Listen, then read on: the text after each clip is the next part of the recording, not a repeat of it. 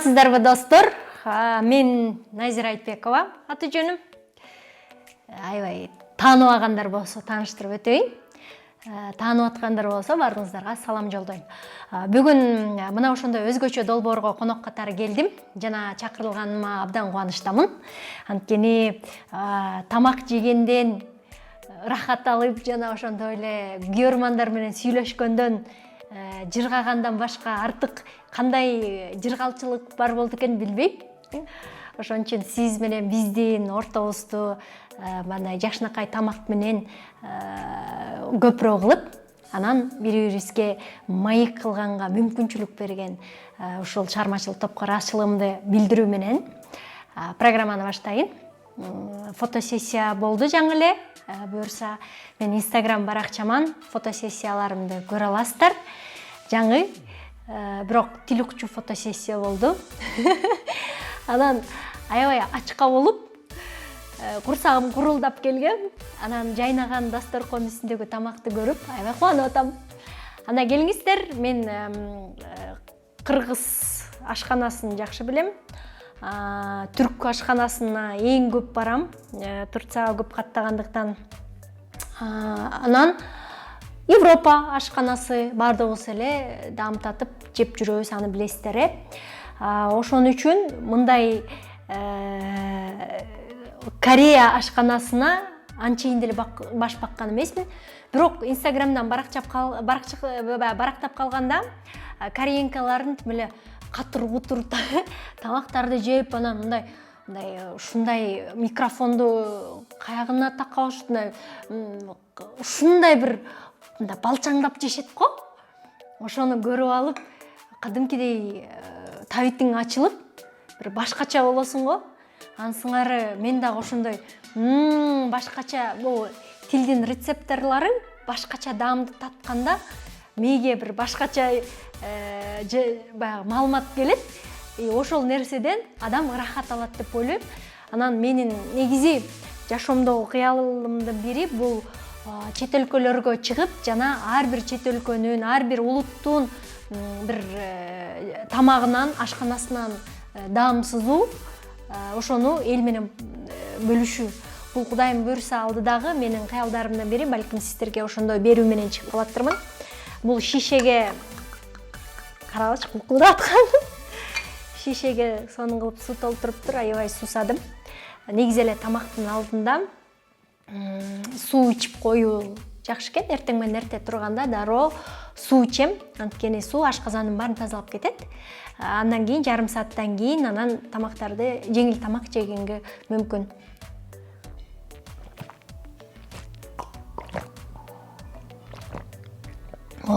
Суусадым.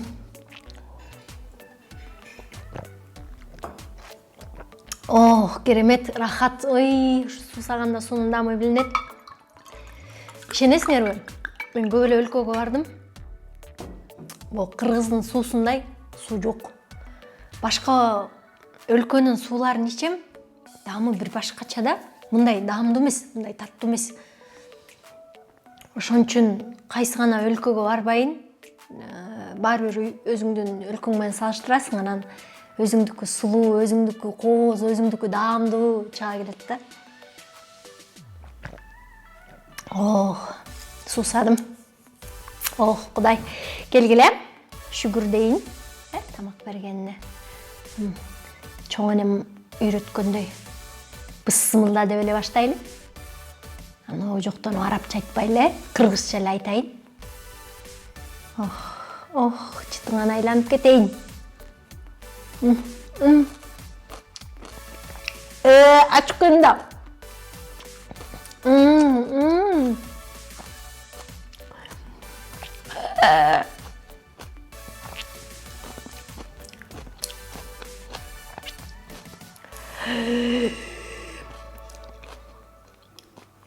Ачууну негизи артынан суу ичсе ош бетер ооз ачышат экен. Ошон үчүн ооз ачканда биз дароо суу ичип көмүп калганбыз, андай эмес экен. Негизи айран, сүт ичип коюш керек экен. Тилди тазалап кетет экен. Суу болсо тескерисинче аябай неме кылат экен, көбөйтөт экен да.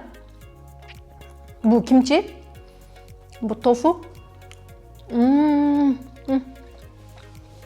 Сонка. Бул ачуу эмес экен. Бул кайсы бир өсүмдүктүн тамыры окшойт. Билишмей калам да.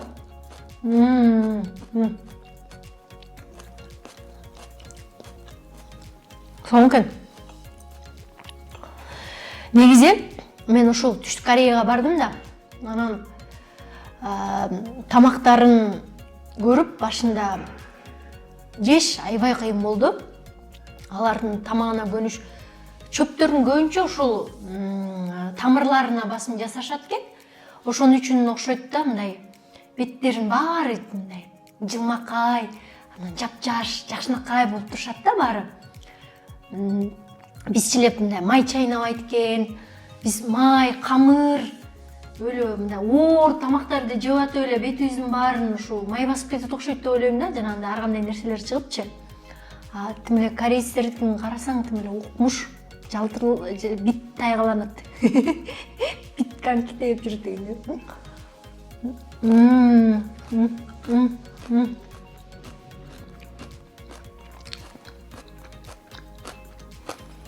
Жакта. Бул эмне болду экен? Бул деген неме? Сонкен, жумуртка көрүп тур. Атын унуткаш керек да. Бул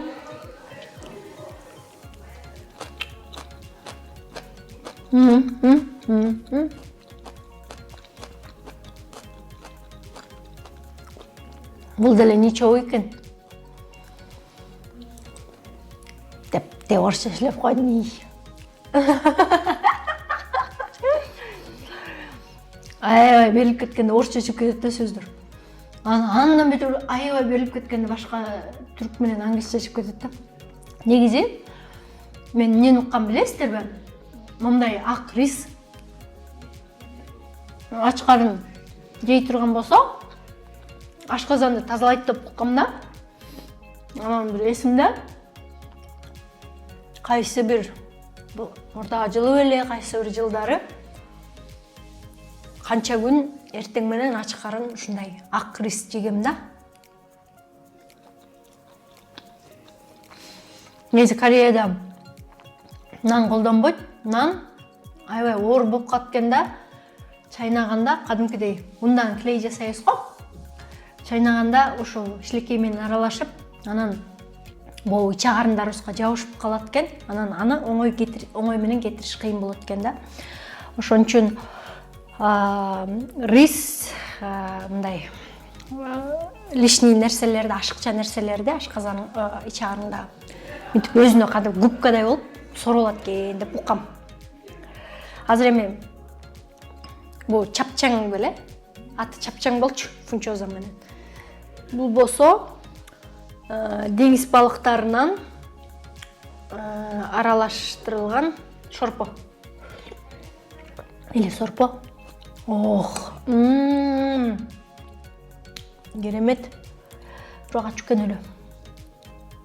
Мынчалык ачуу жеген эмесмин. Негизи мен жашоодо ачуу жебейт экенмин. Анан таттуу жебейт экенмин.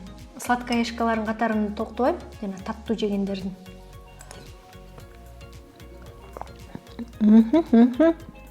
Анан өлө ачуу экен ай. Анан кычкылды жакшы көрөм аябай.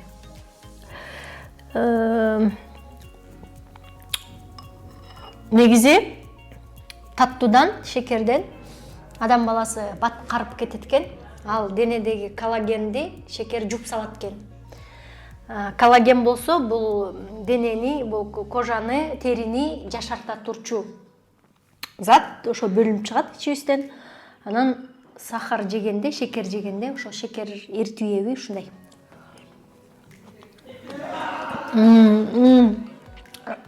Өлө ачуу экен. Бирок десем экен, наамдуу экен. Десем жаман экен деп ойлободум. аябай даамдуу экен. Бирок ачып экен да.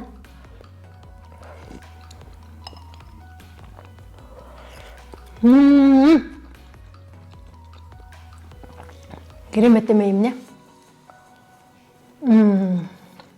Экөөнү аралаштырсаң, чыныгы керемет болот экен. Жана кадимкидей даамына чыгат экен. Ошондо жаңылык. Анан негизи эле азыр YouTube канал чыгып, биз жыргадык. Билесиздер, мурун мамлекеттик каналда иштегем. Ал жактан болсо аябай катуу контроль, көзөмөлдөө болобуз. Анткени атайын көркөм кеңеш деген болот. Анан сени көргөндөрдүн баары, мисалы үчүн, туура эмес сүйлөп койду, туура эмес кыймылдап койду, маанисин чыгара алган жок. Же болбосо ушу келген конокко жакшы суроо бербей калды деген нерселер көп болот. Биякта болсо, YouTube каналда болсо эркин кошпуз. Биз каалагандай нерсени жасай алабыз. Ошон үчүн жакшы экен. Мен өзүмдүн YouTube каналымды ачтым. Назира Айтбекова деп YouTube'дан издесеңиздер болот. Жана көбүнчөсү ушу улуу муундар менен көбүрөөк мамиле түзүп, улуу муундар менен маек курайын деген оюм бар. Эң акыркы жолу Алмаз Атамбаевдин, экс ажообуз Алмаз Атамбаевдин уулу Сейит Атамбаевден интервью алдым. Жана Атамбаевдин кайненесинен алдым интервью. Азыркы тапта эл тарабынан жакшы колдоо алынып атат. Дагы жакшы ушу саясатчыларды, негизи эле YouTube каналымда көбүрөөк саясатчылар да бар. Эми саясатчылар тартып атканымдын себеби, негизи саясатчылар болобу, шоу бизнестеги ырчы артисттер болобу, баарыбыз эле бир чыныгы жүзүбүздү көрсөтпөй, бир кайсы бир башка образ менен, маска менен жүрөбүз. Мында болсо жан дүйнөсүн аралай келсең, ар бир адамдын жан дүйнөсүндө бир сулуу адам жатат. Анан ошол адамды чыгарып элге көрсөткүм келди. Меники саясатсыз саясатчылардын маеги. Ошондой эле бир маданият адамдар да бар. Маданият адамдар менен дагы көбүнчөсү үй бүлөсү, анын бала чагы жөнүндө эмес, жашоого көз карашы, философиясы тууралуу маектешкен аябай жагат. Аябай жагат. Анткени ар бир эле ырчылардын же саясатчылардын өмүр баянын дайыма эле угуп жүрөбүз, гезиттерден окуп жүрөбүз.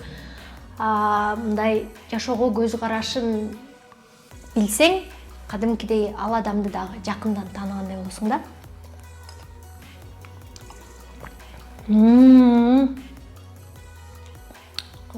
Ачып экен эле.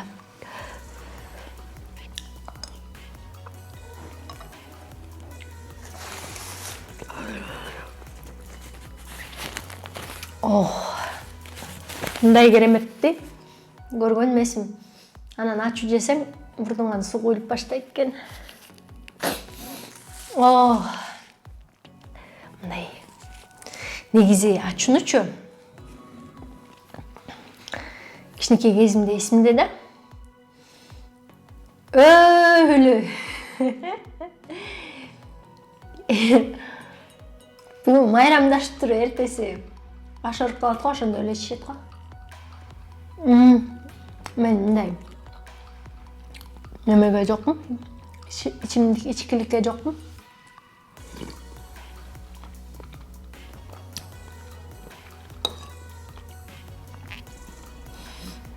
Мен муну деңиз балыктарынын сорпосу эмес, жумуртка сорпо деп атамакмын, эсличи. Ой, мен орусча эмне кошуп атам,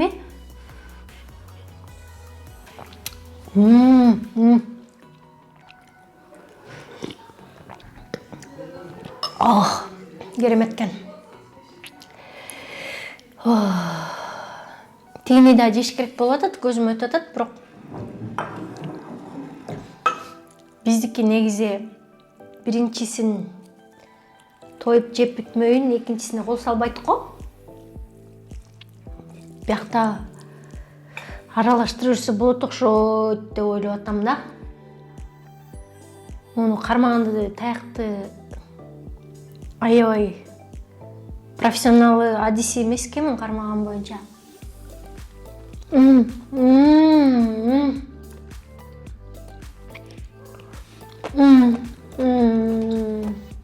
Мүмкін кереметтен. Негизи биз тамак жеп атканда дайыма шашып жейбиз, анан оюбуз дайыма каякта азыр муну кылыш керек же тигини кылыш керек же көчө момундай болгон деген нерсе менен алек болот экенбиз. Ошентип алек болуп атып, биз эмне жеп атканыбызды билбей калат экенбиз. Даамын өткөрүп эткенбиз. Рахаттануу жоголот экен. Ошон үчүн тамак жеп атканда ойдун баарын ушул тамакка топтосоңор, даамдуу да болот экен, денеге сиңимдүү да болот экен, жагымдуу да болот экен. Мен мындай мисал үчүн бир тажрыйба өткөрүшүптүр да, бир аялдын көзүн таңып, үстөлгө коюп, анан сиз азыр бир салат берет экен дагы. Оливье жеп атасыз, азыр жеп атканда курамы эмне экенин айтып бериңиз десе эле. Оливьедеги болгон курамды айта бериптир. Көзүн ачса эле башка салат. Анын сыңары кадимкидей мээ башка жакта болуп атканда, мээ башка нерсени ойлоп атканда, даам ошол жака өтүп, тилдин рецепторлору ошол нерсени алат окшобойт деп ойлоп калдым да. Качан гана сен көзүң дагы, оюң дагы, дитиң дагы баардык нерсе ушул тамакка болгондо, тилиңдин рецепторлору ар бир тамактын даамын сезип, жана ашказанга жагымдуу, даамдуу тамак барат деп ойлойм. Ох, керемет. Мен дайыма ушундай болсо, атайын даярдап, тамак даярдап алып мени ушинтип чакырышса, анан мен көрүнгөн даамды көрсөм, жумурткадан жасалган экен, ушуну көрөйүн да. Анан деген кыялым бар да. Жоксо рестораным болсо, ресторанымда ашпозчуларым түрдүү тамактарды жасап чакырып турса, мен жеп турсам деп, мен даамдуу тамак жегенди аябай жакшы көрөм. Тамак соомун.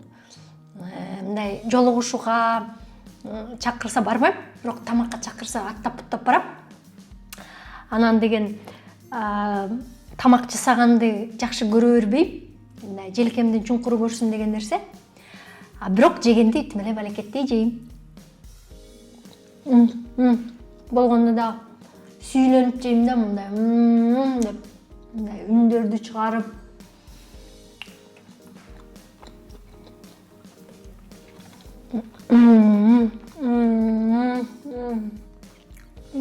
Кереметтен. Мындай керемет тамак жей элекмин дегендечи. Уруксат берсеңер. Бул фунчозосу аябай жакты. Кенен эле кыргызчасынан жесем уруксат силерге. Тамак.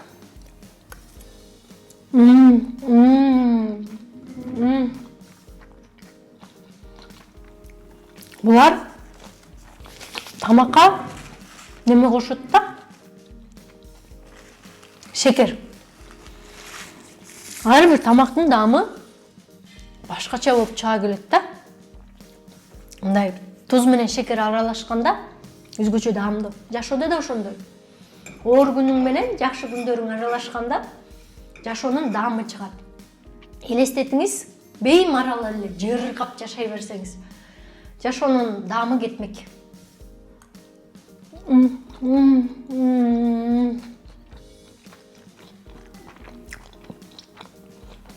Соя соусу кошулган окшойт. Шекер, туз. Үчөөнүн биримдиги бир сонун даам чыгат экен.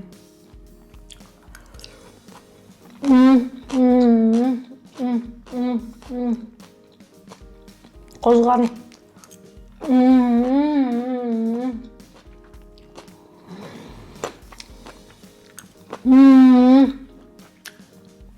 Үйдөн дагы аялыңыз тамак жасап берсе, маңдайына отуруп, бир биринчиден чалпаңдап жегиле. Кореяда ушинтип чалпактап жеген. Бул кожойкеге болгон эң жакшы комплимент экен. Мына тамагыңдан болуп тур, бармагыңды кошо салып ийгенсиңби деген кыргызча сөздөрдөн да. Деген сынду катыратып чалпаңдап жеген. Ушу аябай даамдуу экен деген маанини түшүндүрөт экен. Бизде этикага жатпайт деп айтылат. Бирок аялыңыздын маңдайына ушинтип жеп туруп, ох десең, кара жаным, ушуну жасаган колуңа не десең, рас эле сени алып турмун да. Ой, сени албай калганда өлүп калмак экенмин ачкадан десең. Аялың ушундай шерденет. Ким эле түрлөнүп тамак жасайт. Негизи эле мен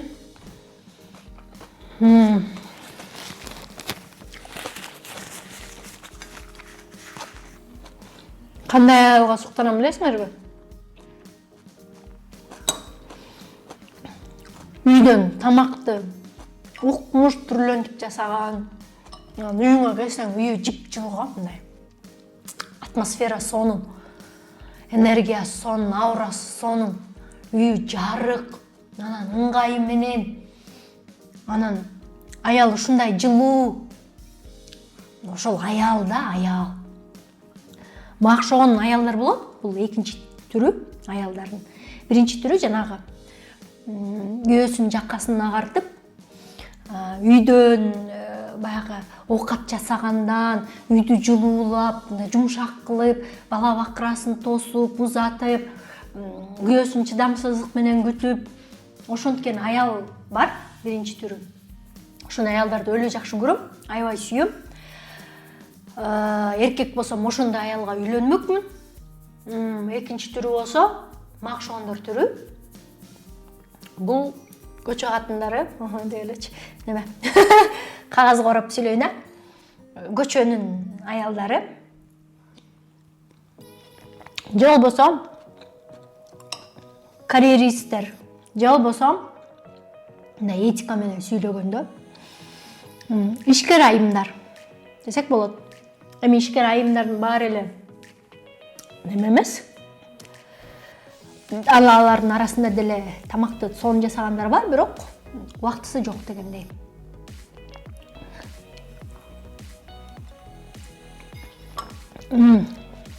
Мени кандай эркектер алышы мүмкүн? Эгер мен эркек болсом, мендей аялды алмак эмесмин. Тамак жасаганды билбесе, кирели кечке талаалап тиги артист болуп жүрсө, андай аялдын кимге кереги бар, туурабы? Анан мен уулум бар да, уулума дайым айтам. Балам, тамак жасаган аял алчы депчи. Анткени ушундай аялды элестетем да, мындай жаркылдап, апа деп турганчы. Мындай кабак кашы меники болсун, мага окшош болсун. Жадырап, жайнап, жыргап жүргөнчү, мындай арамы жок, мындай. Анан бирок тамак жасаганды билиш керек да. Түрлөнүп жасаш керек. Төрөгөндү билиш керек. Бакканды билиш керек. Анан тазалыкты сакташ керек. Тазалыкты аябай жакшы көрөм.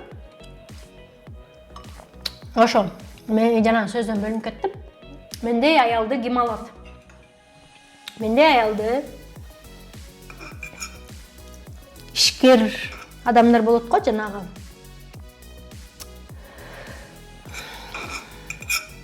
Сындай. Менталитети башка.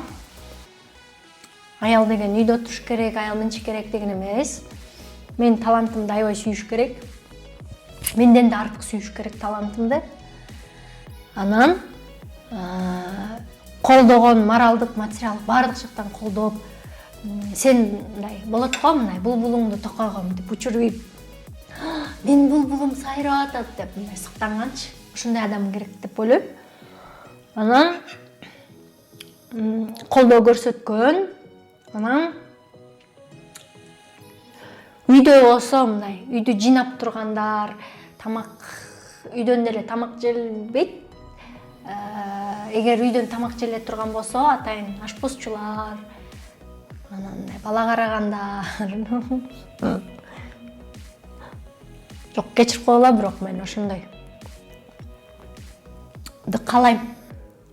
Мен кичинекей кезимден бери ушуну каалайм, ишенесиздерби? Мен эч качан мындай бир учурларым болгон, мындай аябай бир учурум болгон.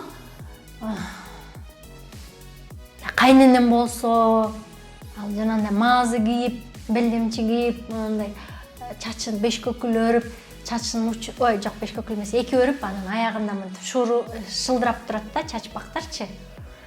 Анан ушундай мээримдүү кайненем болсо, мен да маасы кийип, жолукту апакка жок салынып алып, мындай неме белдемчи жанагындай неме кийип, чепкен жок, эмне жана чапан, кичинекейчи мындай.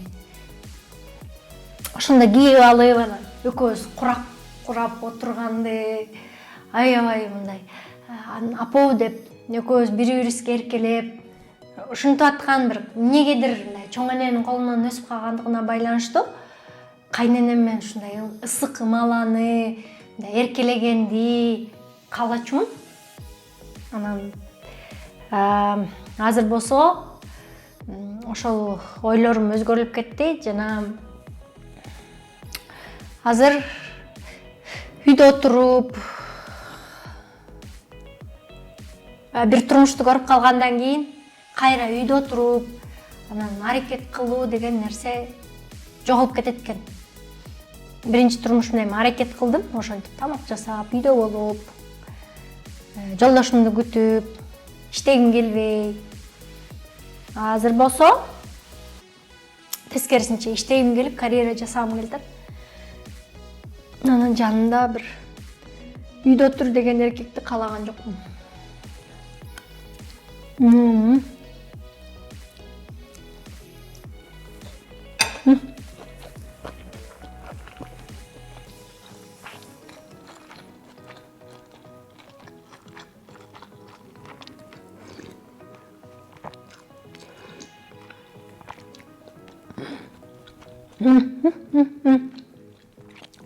Аябай ачыкын.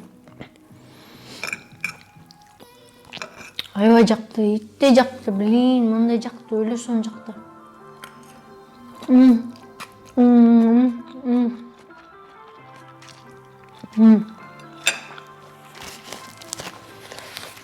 Бактын ашканасы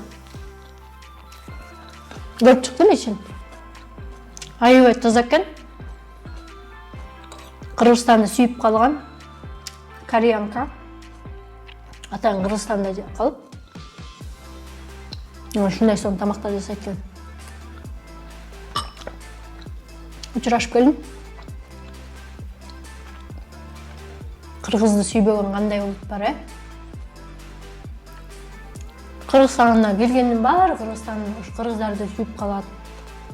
Кыргыздын биз Европаны же арабтарды же башка бирөөлөр туураны кажетибиз жок. Бизде өзүбүздүн бул этно жашообузду эле көтөрсөк, бүтүн дүйнөгө сонун таанымал болмокпуз.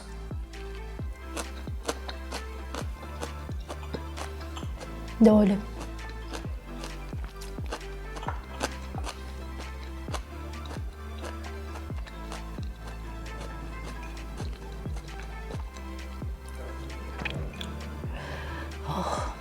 Тамырлардан жеп коела. Же балким тамыр эместир. Тамыр деп ат коелу.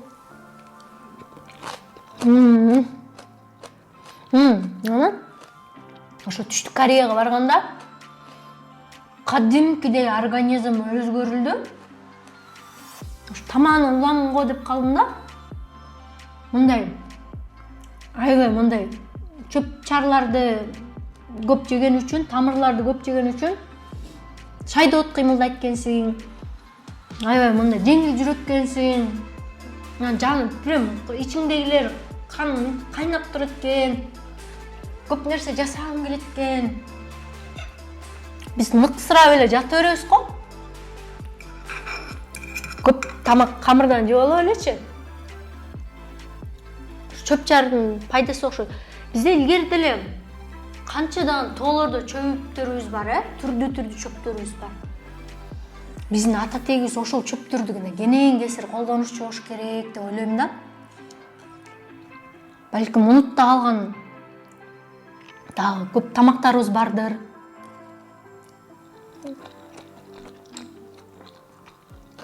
Ак серке мисалы үчүн, кандай даамды ачат.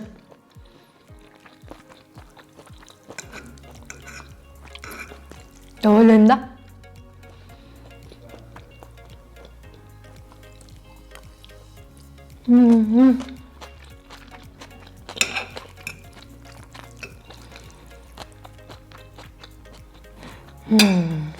Өлө тоюп калдым. Элдин баары эмнеге мынча арыксың деп суроо беришет. Анткени мен ашказаным ушунча эле, мынчалык эле. Чоң энем кичинекей кезимдечи, мынтип эле бармагын биягын көрсөтүп эле. Көрдүңбү бу чуңкурду? Энем мынткенде эле мындай канткен эле мындай чуңкурча пайда болуп калчу да. Же мынткенде го дейм. Кыз киши ушул чуңкурчага эле теңеп тамак жеш керек. Кыздын антип жебейт деп мындай. Илгерки нукура кыргыздарды тарбиялайт, ошондой тарбиялаганда. Кыз деген ыр сактап күлбөш керек.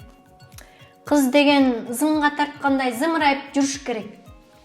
Кыз деген бир сырдуу болуш керек. Кыз деген деп анан тамак жеп атып жатып алсаң, акылы жокту алып урам, көөдөнү жокту көтөрүп чабам дейт экен тамак. Тур, акылы жок кыз болбой, түз отур дейт эле. Мен тимеле жатып алып бутуңду чөйөсүң го, тамак жеп алгандайчы. Ошондой нерселер көп айтчу. Но баягы ушул энемдин айткан нерсесинен ушу кыз аз эле тамак жеш керек деген нерсе жакшы сиңиптир. Анан берки зымырайып жүрүш керек, анан аз күлүш керек, анан аз сүйлөш керек деген нерселери кулакка кирбей калыптыр тилекке каршы. Мен аз сүйлөсөм, мага токош кийим берет. Ушу сайрап атып, тамак акча таап жейм деп турабы.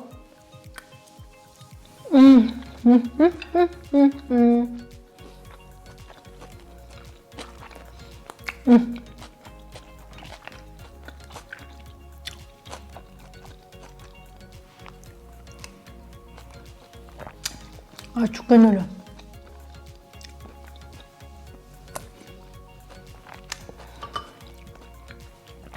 Бирок соң экен.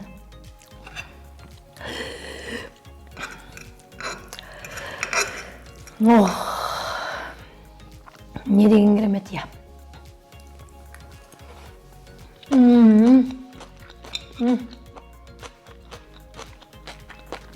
Бул жак калды. Соң экен.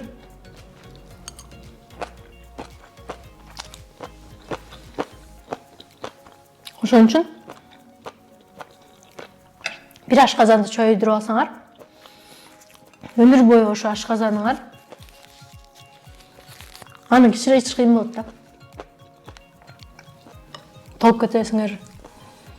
Бир ашказанды кичинекей кармасаңар, ошо ойдон бир формада жүрсө болот. Адам бат толуп, бат арыктай бергенде, бул сырткы териси чоюлуп калат экен да. Анан бат карып кетет экен. Мындай тери мындай ылдый шыпырып түшө баштайт экен да.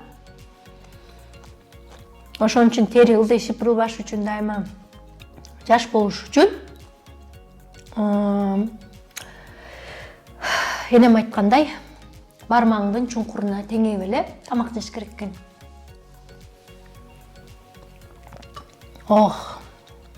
Бирок токтонуш кыйын болот тегерде.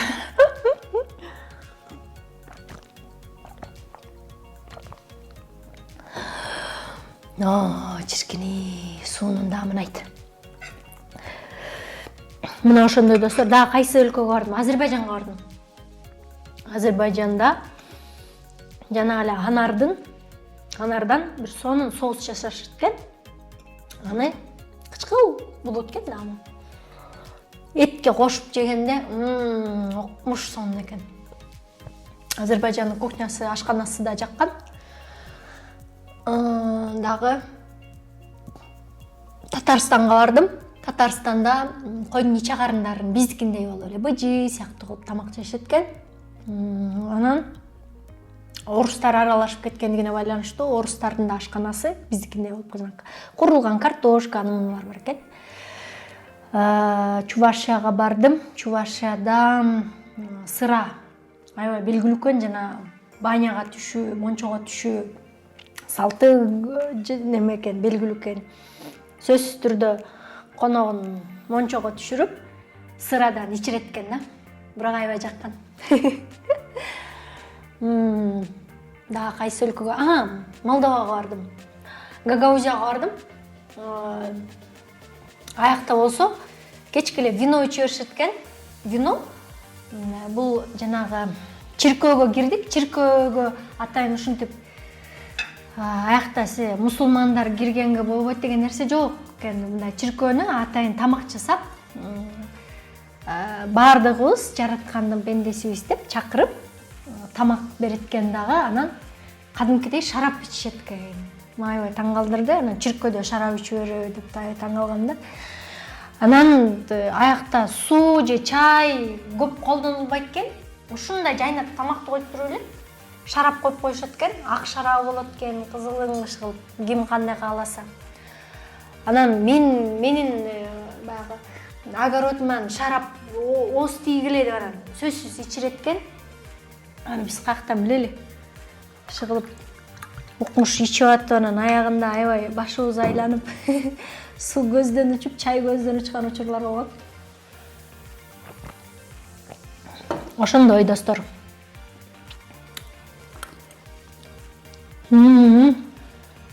Аябай жакты.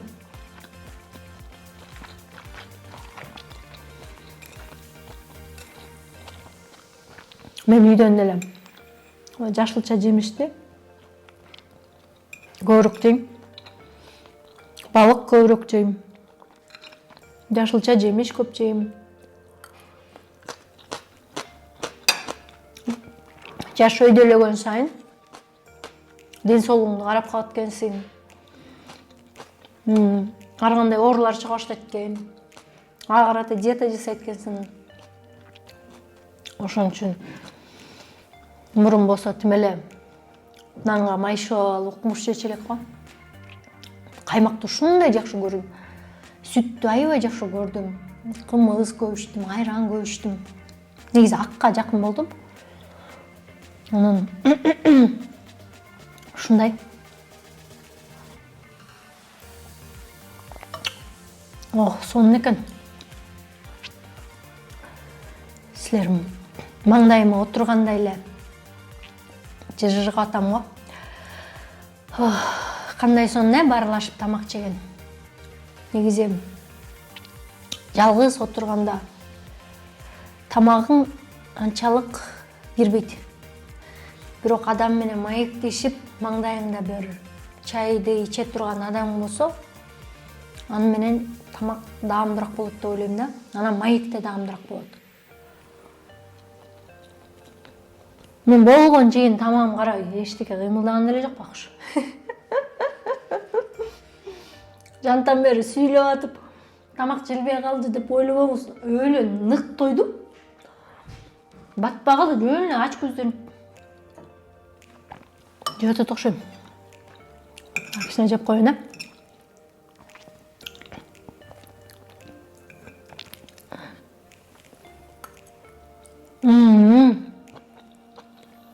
Өлө жакты бул.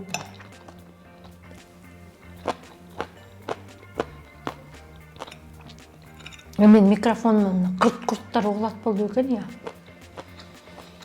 Жана кореянкалар жеп атканда шилекең ойлойт го карт-курттарга. Алар дагы мындай. Оозун бир аз ачып алып анан. Шалпак-шалпак, кырт-кырт атайын үндү чыгарып жешет го.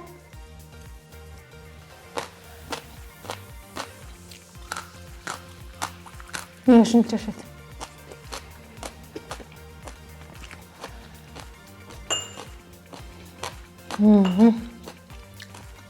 Бу ачуу. Мен баягы интернеттен карадым. Ачуу дагы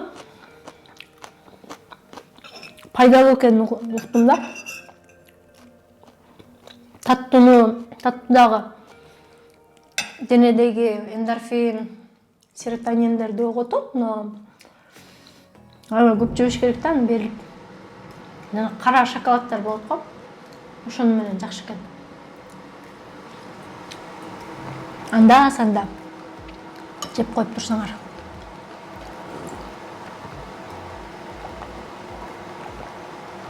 Чайды шекерсиз ичем.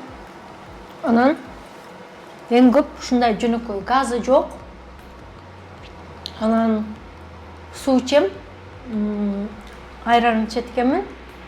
Кола, анууларды ичпейт экенмин такыр. Жанагындай сок курамын карайм, консервант бар жерди көп колдонбойт экенмин. Анан мондай таза суудан өтөрү жок. Адамдын денеси 80% суудан түзүлөт экен. Ошон үчүн жакшы сөздөрдү көбүрөөк айтсаңар, жакшы тилек кылсаңар, оюңар таза болсо, анын баары жакшы экен. Баягы бир тажрыйба бар го, бир сууга жаман нерселерди айта берсе, кристалчалар жаман болуп өзгөргөн сыңары. Эгер бир ушакты сүйлөй берсек, бирөөнү жамандасак, ичибизде негатив чыга берсе, бирөөнү жек көрсөк, таарынсак, ошолордун баары денебиздеги кристалчаларга таасирин тийгизет экен дагы. Анан ар кандай адамдын денесинен оорулар пайда болот экен. Таарынгандар, жек көргөндөр, ырза кылып аткандар көбүнчө жанагындай жаман дарт менен оорушат экен. Ошон үчүн эгерде таарынычтын баарын кечирим менен, айкөлдүк менен, жан дүйнөңдүн кеңдиги менен, адамдар жөнүндө мындай ич тарып эмес, жаман көрүп эмес, мындай кандай гана адам болбосун, жакшы көрүп, суктанып, жакшылыкка суктанган сайын анын жакшылыгы сага бөлүшүп турат экен да. Ошон үчүн көбүрөөк суктангыла, көбүрөөк жакшы сөздөрдү арнаганга аракет кылгыла.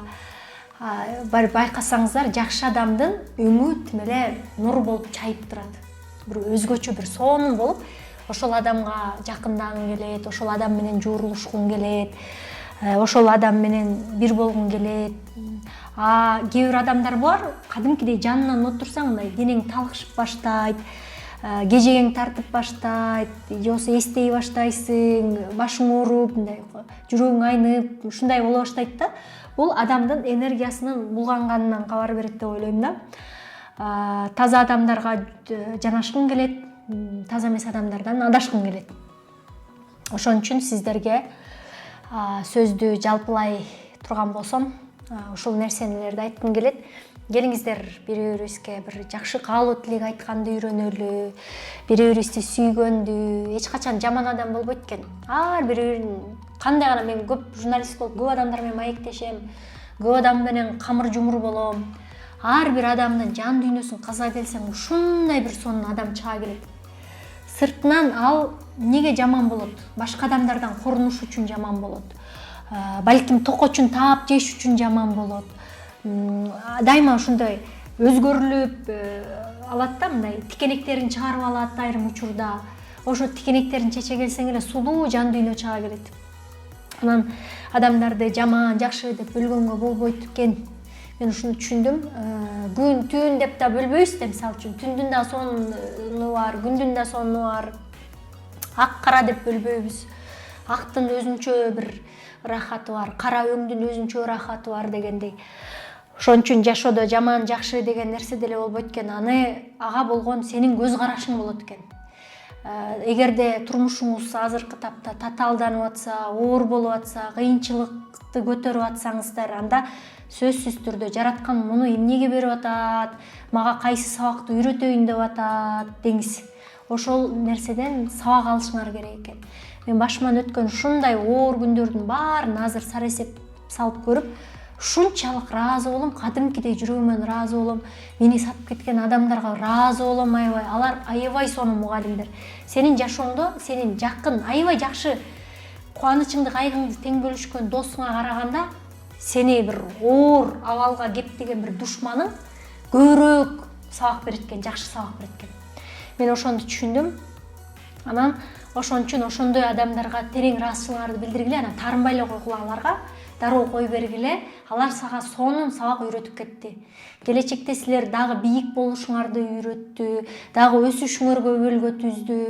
Ошон үчүн бардык адамдарга ыраазы болуп, жашоого ыраазы болуп жашаганды билиш керек экен. Наалы эле үйрөткөнбүз биз болбогон нерсеге эле тим эле наалып, мунда эле бул, тигил эле бул.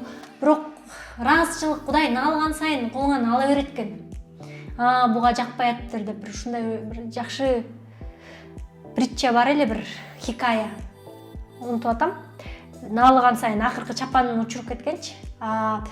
Аябай рахмат деп сүйүнүп кеткен кишиге Кудай ой рахмат деди деп анан дагы берейинчи ушуга аябай ыраазы болуп атат деп. Мисалы үчүн сен бирөөгө белек берсең аябай ыраазы болуп рахмат деп атса, ага дагы бергиң келет. Ошондой сыңары сен ар бир жеген нерсеңе Кудайга шүгүр деп турсаң, топук болуп турсаң, пейилиң тоюп турса, жараткан сага бере берет экен. Бирок берген нерсени сен ач көздөнүп албайт экенсиң да. Берет экен, ага ыраазы болот экенсиң дагы, ал нерсени башка бирөө менен бөлүшкүң келет экен сен дагы. Мен ошону түшүндүм. Ошон үчүн ошондой жакшы нерселерди гана иргейли. Тамак аябай даамдуу болду, бирок тилекке каршы ашказаным мый тийган болгондуктан мунун баарын жеп бүтө албай атам. Ошо уюштуруучуларга аябай рахматымды айтам, анткени башка улуттун даамын татып, ошолор менен бири-бирибиз менен бөлүшкөн сону. Кыргызстан көп улуттуу өлкө. Биз бири-бирибиздин тамагыбызды даамдап, бири-бирибиз менен ынтымактуу болуп, эри шаркак жашасак абдан сонун болот. Бул Манас эпосунда дагы бар. 7 осуяттын бир осуяты. Ошон үчүн келгиле. Суу ичүү эл дагы. Анан берүүбүздү аяктайлы.